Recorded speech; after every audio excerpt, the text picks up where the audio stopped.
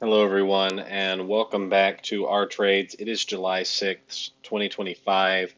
In this video, we're going to be talking about 14 or so points that I've written out, my observations in the trading world that I think could be useful for you or not.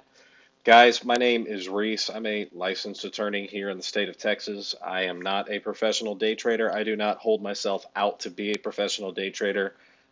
Guys, I make my money from my career, but I do day trade on the side, and I like to talk about markets. I like to talk about day trading. I am no longer affiliated with any prop firm, and so I'm just asking that if you will like, comment, subscribe, and engage with the video, that would be great, guys. I am trying to build a brand here, hopefully a brand that will be successful, but we'll see. Okay, guys, in this video, I want to talk about some of the observations that I've had throughout my trading journey and where we are today. And I've written them down on a notepad. I'm going to kind of go through them point by point, discuss them. Hopefully, we're going to just get right into it. All right, number one, you need real capital to start trading. So, guys, this goes along with the false, I would say, false image that the majority of financial influencers, or what's now known as finfluencers, so I'm going to use that term, finfluencers. Um, Most financial influencers are going to have you believe that you can get started day trading with $100, $200, $500. It's not true. Um, are there maybe 5% of people, maybe 10% that can go and buy an Apex, a Top Step, take profit trader challenge and turn a small amount of money into a large amount of money? Sure, maybe one out of 20, maybe one out of 30. Overwhelmingly likely, you are not that person. For the majority of traders, I think it's fairly easy to say you need real capital to start trading. We're talking 3 to 5,000 to 10,000 US dollars, maybe more. Guys, it takes money to make money. That's going to be item number 13 and number 14. There's no way around it. If trading is an expensive business, it's a cash business, and you're going to need, again, at least 3,000, 5,000, $10,000 if you really want to get started in futures trading. Um, the idea that you're going to turn a very small amount of money into a large amount of money at 99% of the time is not going to be true. It's maybe true for 1 out of 20 people, 1 out of 30 people. If that, I think that the statistics will come out and show that the majority of influencers that you see taking a small amount of money and turning it into a large amount of money probably tried about 500 plus evaluations. It took them forever to get through that challenge, and then they're monetizing that challenge. The truth is, guys, is that it just takes money. For the vast majority, you're going to need a lot of money. You're going to need real capital to trade. Okay, it takes big money to make big money. In other words, prop firms, number two, prop firms are likely misleading, if not scamming, and probably will go away. Um, I don't, I'm not saying, guys, I have made maybe $800 from prop firm affiliates, maybe 900, which I'm grateful for.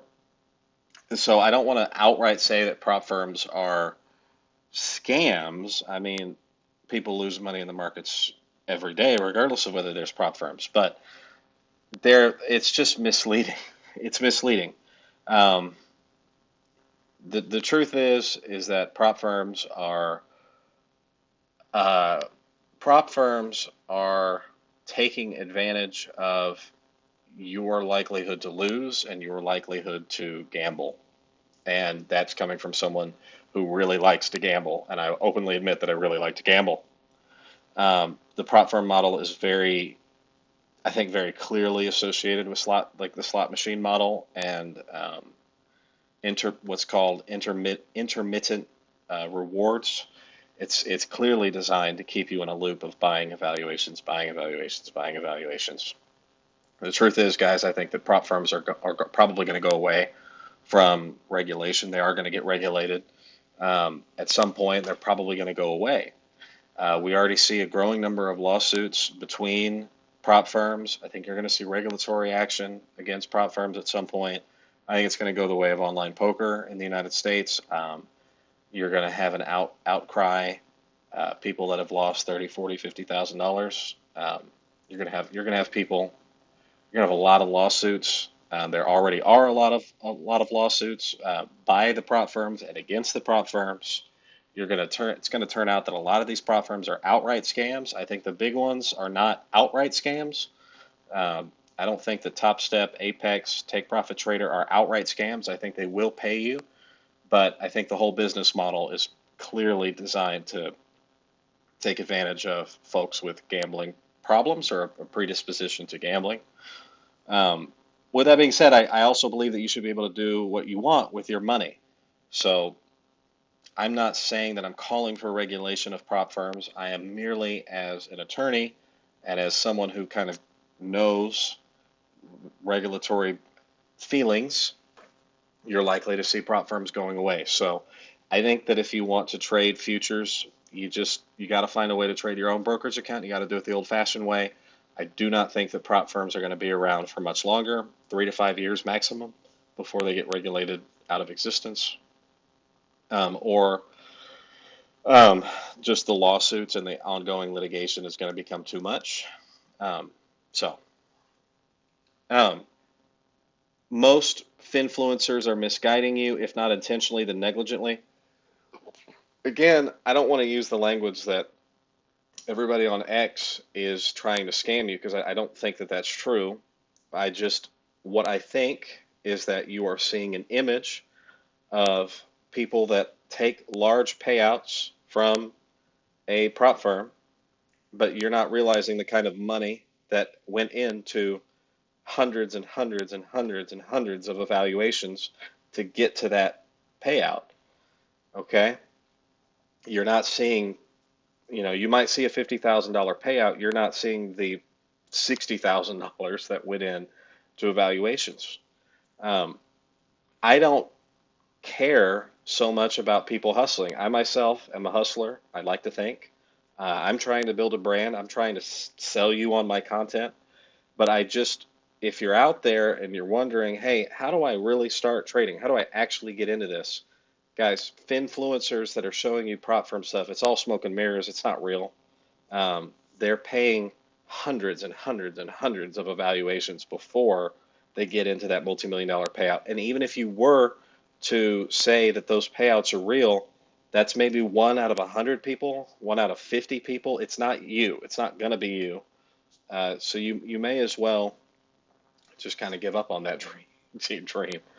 Um, Number 5, not adding to losers is true in context. So what do I mean by that? Generally speaking, if you're entering into a position and you're adding on as the market goes against you, that's generally speaking a bad idea.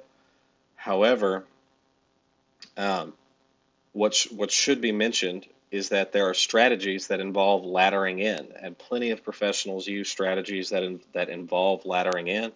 So it's not entirely true that adding to losers is always a bad thing, so to speak. If you are building a strategy that involves dollar cost averaging, or you're kind of laddering into a final position, especially if you're in the United States and you're first in, first out, or FIFO, building that into your strategy is not inherently wrong, and I can't really be convinced at this point that it is. Uh, I think it's fine wisdom, but like all wisdom, it has to be taken in context. All right. Number 6, don't quit your day job. Over 90% of people fail at day trading. You are overwhelmingly likely to fail. I think it's 90, 90, 90, which is 90% of people lose 90% of their brokerage account within 90 days. So what does that mean? I am not telling anyone not to day trade. Do what you want with your own money. I day trade. I've lost a lot of money, plenty of money, day trading. I would like to think that I've gotten better at this point. Um, but my point being is that I have a job, I have a career. If you are out there struggling right now and your solution is day trading, that's a really stupid plan. All right, it's a very stupid plan. Don't quit your day job until you get to the point where you got plenty of money, you got 6 months expenses. It's just really stupid. Don't do it. Number 7, if you can brand yourself trading, do it. So this kind of goes in line with what I was talking about earlier. But guys, a big part of the ecosystem, a big part of making the money in trading is not actually in trading. It's making videos about trading. It's making courses about trading. It's about talking about trading, podcasting about trading. If you can get into the online space and create a brand for yourself, like I'm trying to do here, I think that's a bright idea, and you probably should do that. I I would not advise you to lie to the public or to scam or that sort of thing, but I don't think there's anything. I mean, you got to hustle to make a living, so players going to play the game. Um, there are a couple of real traders that I want to reference that I think if you want to see an idea of what real professional, no nonsense day trading looks like, I'd look at Brian C. Watt is the first one. Brian C. Watt, otherwise known as Mr. Yen, and then Tom Hugard is the other one. If you are looking for examples of how do I know that a financial influencer is legit, how do I know that I can kind of believe what he's saying? You want brokerage statements, and you want real brokerage statements, not prop firm statements. You want real brokerage statements, preferably not from MetaTrader, and you want live trading. You want to see someone trading and executing live. Number three, I would pretty much just, honest to God, I would stay away from anyone that is using a prop firm to trade. It's not real. It's not real. It's not real. And this is coming from someone who has purchased and gone through, I have gone through hundreds of evaluations. And it's very easy to craft an image around that trading that is not real. So, but I could not do that with my live brokerage account in the same way. So I would advise that if you're listening or you're taking advice from anyone in the online influence space, I think Brian Watt is a good one. I think that Tom Hugard is another a real guy, very real, very genuine. I like him a lot. I would look for those people that are trading live brokerage accounts, preferably with verified statements and live video trading. And that trading should probably be, as you'll notice, pretty slow, pretty slow. Um, that's just my thoughts on that. I think if you're seeing anyone that is trading a prop firm account, I just would discount whatever they're saying. I just discount it. I wouldn't believe it. It's my opinion. Um, Emotional and mental control is real and necessary. So another thing that I've come to learn in this space is everything that Tom Hugard talks about trading psychology. It's all real, guys. The majority of the time, the reason that you're failing is because of your own head, because of your own emotions, your lack of discipline. Um, so all of that emotional and mental control is real, and especially when you're trading with your own hard-earned money that you went out and earned. Um, it's a lot different than trading a prop firm evaluation, I think, mentally and emotionally. So all that stuff is real. I highly recommend Tom Hugard on trading psychology, also trading in the zone, some other stuff. Um, Most indicators are not useful. I think VWAP, for the most part, guys, I think indicators can be misleading. Um, and I personally don't use any indicators at this point in my trading. But if I were, it would just be, if I were to use indicators, it would either be just the volume weighted average price, which is the VWAP, or moving averages, maybe RSI. I think that the majority of indicators are not useful or misleading for the majority of people trying to day trade. It's my opinion on it. Again, this is coming from someone who's been trying to day trade for a very long time. Um, but don't take my word for it. Go out and do it yourself. Real professionals manage risk using hedging and other strategies not easily accessible to you. So I used to be a part of an online community, and one member of that community was a real prop firm, a real prop trader for a prop desk, as in he was a licensed day trader. That's what he did for a living. And they have special proprietary pairs where they're trading things against each other for a hedge fund, and um, you have to have a lot of money for that. You have to have a lot of money, and you have to be willing to for the most part, that's those hedges are not available to you. What you should know is that real bank traders are not necessarily managing risk with just stop losses. They're managing risk by hedging their existing positions, and that's how they have a portfolio. It's called a hedge fund for a reason. So, anyways, you should know that while, for the most part, for the vast majority of people day trading using a personal brokerage account, for the most part, you're going to have to manage risk using a hard stop loss. But you should be aware that for those folks with serious capital, with bank level capital, it's rare that they trade with a stop loss. They're generally just hedging their existing positions. All right. Number 12, you can mostly ignore fundamentals, but not entirely. So, like for example, right now, I don't really know what the market is saying on a Sunday night.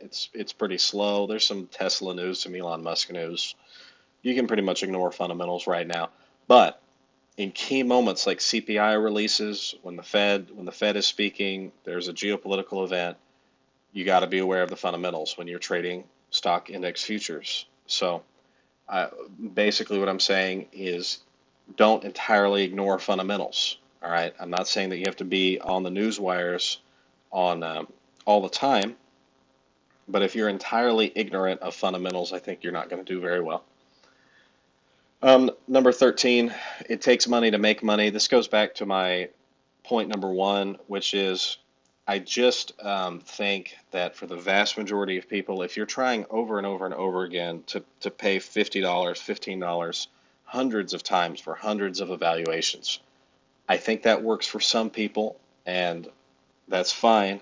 I think for the vast majority of people, you're better off saving up actual money, say 5,000 to 10,000 US dollars, putting it in a real brokerage account and giving it your best shot, rather than, and however much money you make, that may take a long time for you to get there where you have that kind of money to put into a brokerage account. But in my opinion, rather than trying 500 prop firm evaluations, you're better off putting serious capital uh, all at one time into a real brokerage account and trading with that, as opposed to trying the 500 prop firm evaluations. Number 14, you must treat this like a business. So this is pretty common standard knowledge. You're going to have to treat this like a business. You're going to have to treat it like you are going to work every day, in that same way. And it should be just as exciting as going to work. All right, the last thing I want to say is that good trading is mostly waiting. I think I put this in my list, but this is item number 4. I want to talk about it here briefly at the end. Good trading is mostly waiting. You'll notice that whenever you watch real traders like Brian Watt or Tom Hugard, there's very little, like they might trade in a whole session, take 1 or 2 trades, maybe 3, but they're not in and out of positions all the time. They're mostly waiting for a news event, or they're waiting for the market to open, or they're waiting for the market to move. Good trading is mostly waiting. There's really no way around it. Good trading is mostly waiting. So for me, you might be wondering, okay, what are your observations? When do you generally trade better now that you've been trying for a couple of years? What do you generally notice? Number 1, if I need to enter in on limit orders. If I enter in on market orders, I pretty much just always lose money. So there are other people that can hit the market, meaning they can buy and sell using the market button, and that can work for them. It does not work for me. I have to enter in on limit orders because I don't have the kind of personality and the self-control. So because of that, I have to be patient. I have to wait for limit order entries. And that's kind of my one rule, is that I only enter in on limits. And as time goes on, I realize that the fewer trades that I take, the better that I do. The more patience I have, the better that I do. The more I wait for the market to come to me, the better that I do. And so part of that is my one rule that I go by now, even above having a stop loss, frankly. I only enter in on limit orders. That's it. And that doesn't mean that everyone has to trade that way, but for me, I know that if I hit the market, I'm not being patient. So I only trade in on limit orders now. All right, guys, that's been a short video on my observations in trading. It is July 6, 2025. Please make sure to like, comment, subscribe, and follow me on X and YouTube.